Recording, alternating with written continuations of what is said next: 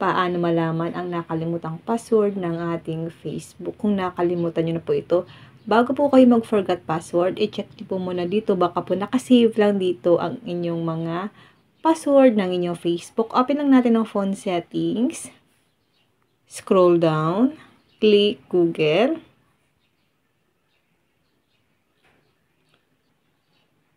Click natin ang Gmail natin. Click Google account.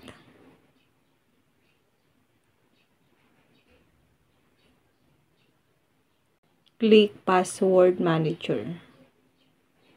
Lalabas dito yung mga applications na ginagamit natin, guys. Makikita nyo rin dito, guys, yung inyong mga username at password. Para makita natin ang password ng ating Facebook, itap lang natin ang Facebook. Enter your screen lock. Tap lang natin ang password. Lalagay lang po natin yung screen password ng ating cellphone. At dito, guys, lalabas dito yung username or yung phone number na ginagamit natin at yung password.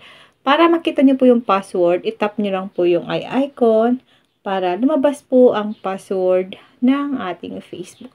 Yun lang, guys, sana po may natutunan kayo sa aking video. Huwag nyo lang po kalimutan na i-follow ako at i-share ang ating video para malaman din po ng iba kung paano po natin makikita or malalaman ang nakalimutang password ng ating mga Facebook account. Yun lang, guys. Thank you for watching.